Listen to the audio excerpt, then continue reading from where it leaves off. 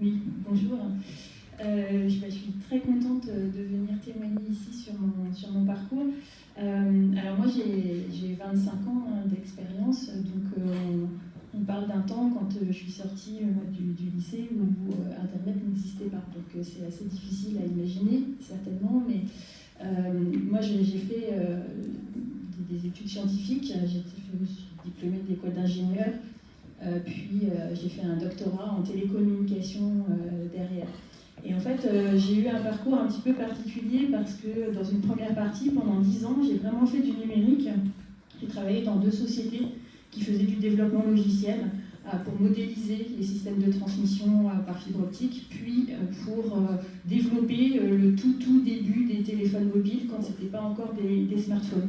Donc ça c'était du logiciel, mais ça avait quand même rien à voir, parce que développer pour des applications qui sont sur PC ou développer pour des applications qui sont là-dessus, c'est vraiment très différent. Et en fait, au bout de 10 ans, j'en ai eu un petit peu marre de faire ce genre de choses. C'était un contexte économique un petit peu compliqué pour ma société. Et en fait, à l'occasion d'une réflexion sur mon parcours, sur mes compétences, j'ai exploré d'autres voies. Et en fait, je vous la fais courte, mais je suis partie travailler dans un cabinet d'architectes.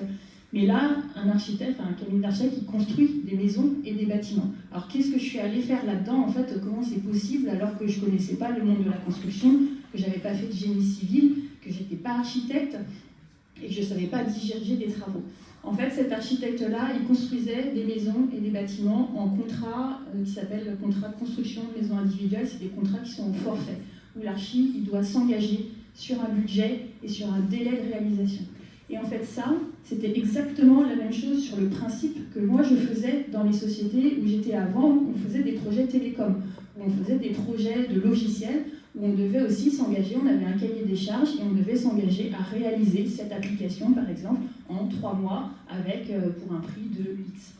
Et en fait, moi, j'ai appliqué les mêmes techniques, les mêmes méthodologies de travail dans le cabinet d'archi que ce que je faisais avant. Parce qu'en fait, je recevais des clients, je comprenais leurs besoins, avec l'architecte, on travaillait ensemble pour dessiner quelque chose, pour évaluer le prix, et puis quand c'était prêt, il fallait contractualiser, et derrière s'engager pour réaliser le projet. Donc en fait, cette méthode de travail qui m'avait été inculquée tout petit à petit finalement, depuis mes études d'ingénieur, à travers mes premières expériences professionnelles, j'ai pu l'appliquer à un domaine complètement différent. Et là, je faisais plus du tout de numérique, mais par contre, je m'éclatais à découvrir quelque chose de complètement anecdote, effectivement, est-ce que c'est difficile d'être une femme dans le numérique, les clichés, etc.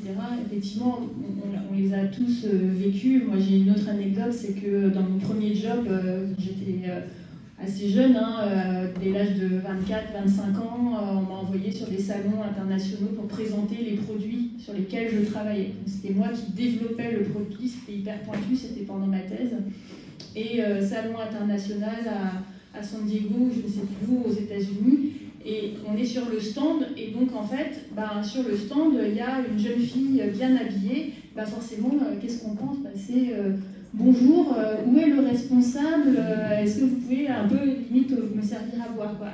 Non, c'est moi en fait qui développe. Ah bon, regard un petit peu bizarre. Bon, ok, mais genre en mode, allez-y, faites-moi le pitch, quoi. Et donc, en fait, là, je me retrouve avec des gens qui me challengent, en fait, parce qu'en fait, ils ne croient pas que c'est possible que ce soit moi qui ai développé ce truc-là. Et donc, moi, j'ai pris énormément de plaisir, en fait, à répondre à ces gens-là, parce qu'en fait, c'était, comme tu disais exactement, c'est sur ma compétence, et là, j'étais en plein dans un truc hyper pointu que j'avais travaillé pendant des mois et des mois. Personne allait venir me dire ce que j'avais à faire et me challenger là-dessus.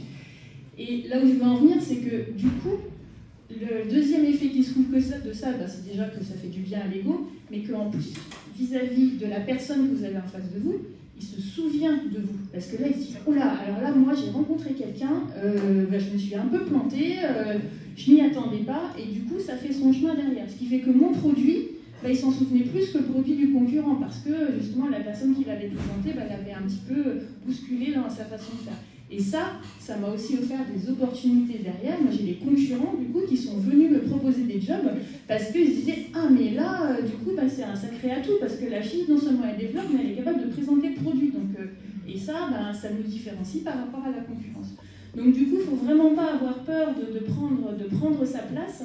Parce que, mine de rien, ce côté minoritaire des femmes dans le numérique, ben, ça peut aussi être un atout pour vous, pour l'entreprise qui vous fait confiance et qui vous donne des jobs, et ça peut vraiment ouvrir des opportunités.